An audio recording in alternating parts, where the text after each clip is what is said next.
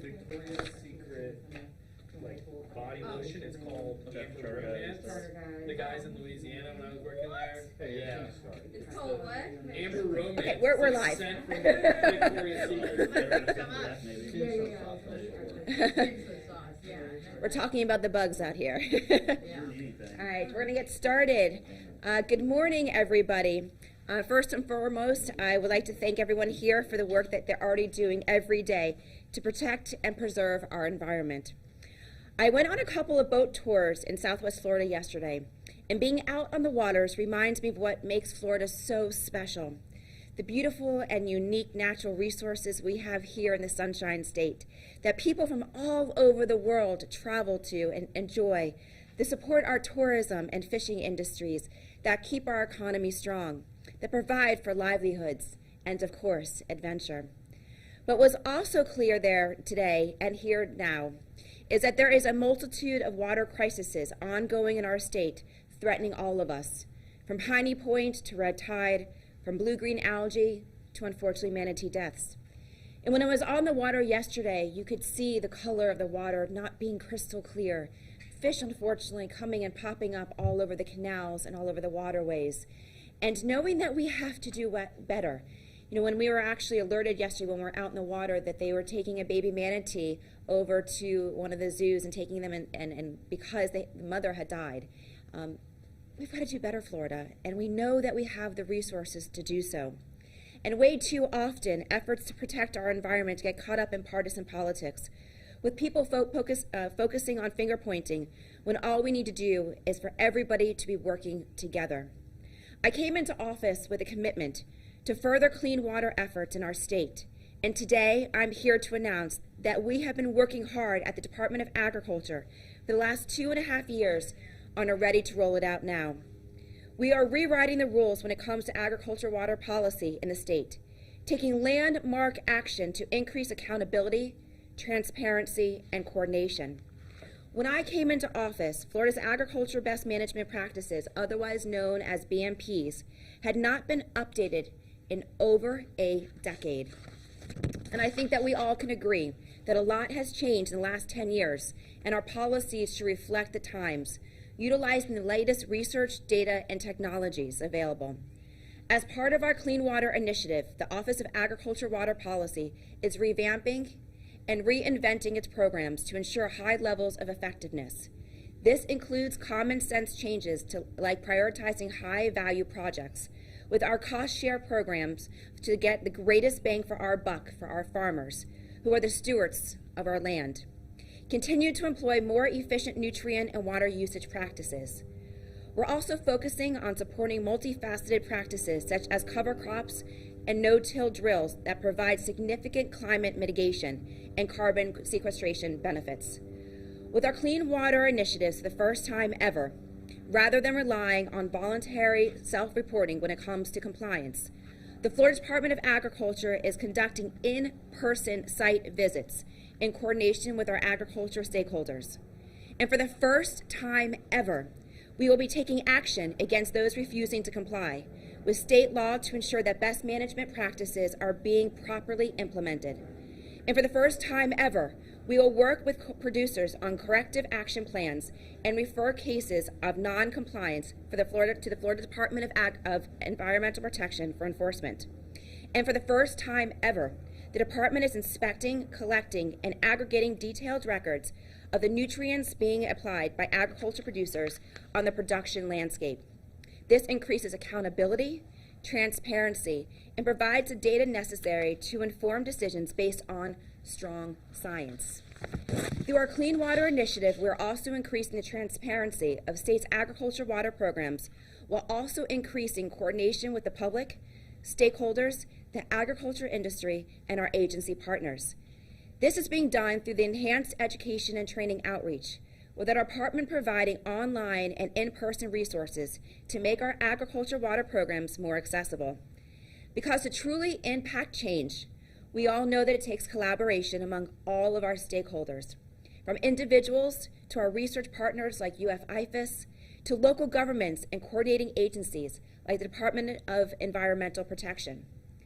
From starting from zero when I came into office to where we are this week, with announcing the Office of Agriculture Water Policy Clean Water Initiative, we've come a long way to make these landmark decisions and changes. And I cannot thank my team enough for working on this the past 2.5 years to get us to this point that we are here today.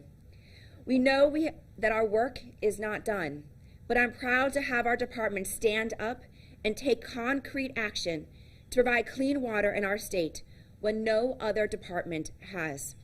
I'd like to now turn it over to the others here to speak to the water challenges impacting their communities and their industries right here in the Tampa Bay region, starting with my good friend, Representative Michelle Rayner-Gillespie. Thank you all again for being here and everything that you're doing to continue this fight. Thank you, Commissioner.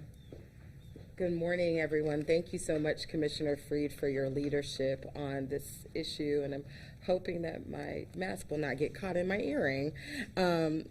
You know, as many of you know, I represent State House District 70, and I often have a joke that the majority of my constituents are fish. I represent areas of Pinellas, Hillsborough, Manatee, and Sarasota counties that are often connected by water and by the Skyway Bridge.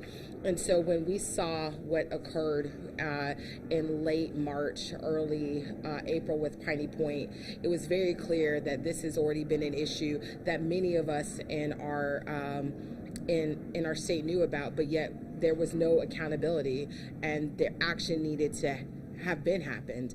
And I'm really proud that Commissioner Freed's office is taking the lead on this because as I was meeting with constituents, people who are directly impacted, not only their livelihoods, but where they live, it was very clear that many of the local people have been sounding the alarms. They've been sounding the alarms for the past 10 to 20 years. And as I began to research what was happening with the gyp stacks throughout the state of Florida, what we're seeing is that there's a lack of accountability of when an issue like Piney Point should happen. We understand that with Piney Point that everyone's kind of pointing at each other. And so along with the work that Commissioner Freed's office is doing, I'm actually going to be putting forth legislation coming up this next session to actually have a task force dealing with the gyp stacks and making sure that we can research them, who owns them, and where they are at as far as, you know, where they're at in the state, but kind of the condition that they're in, and that should this happen again, what accountability measures need to be in place in order to make sure that it does not fall on the people of the state of Florida. And I'm doing this in conjunction with the great work of the Department of Agriculture. They have been leading the way in this, and as the commissioner said, this is not a partisan issue. This is not a left-right. This is not a Democrat or Republican issue. It's about doing what's right for the people of the state of Florida, making sure that I grew up in Pinellas County. I grew up on these waters, boating with my dad, and the waters were pristine, and making sure that our children and our children's children will still have access to this pristine water. So thank you, Commissioner, and your office for your leadership on this issue.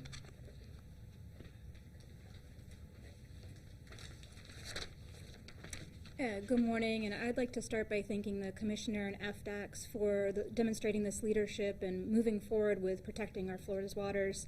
My name is Jacqueline Lopez. I'm the Florida Director with the Center for Biological Diversity.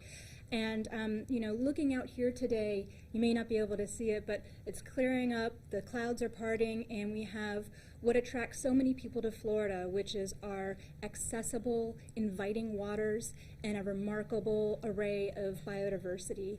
It's what makes us a global travel destination. It's also why so many of us call Florida home. And it's all been beleaguered by water pollution. I grew up swimming and fishing in Tampa Bay, and it breaks my heart that I can't do that with my children in the same way as a consequence of water pollution. What's most frustrating is that the problem itself is actually very simple, yet we continue to be plagued by it. We know what works. We know that the best way to prevent water pollution like this, what we're seeing with red tide, with harmful algal blooms, with finding fecal matter in our water, is to prevent the pollution from reaching the water to begin with, and by holding polluters accountable. And so that's why the actions that FDACS has taken in retooling the BMP program and bringing an end to the self-reporting are both long overdue and a significant development. We need to have the wisdom to learn from what's going well and what's going wrong, and then the courage to take steps to change that. And it's also very vital right now that FDACS and DEP work together so that they can ensure that these regulatory enforcement actions that are being referred to DEP don't fall into a black hole of inaction. So we have the laws we need to protect water.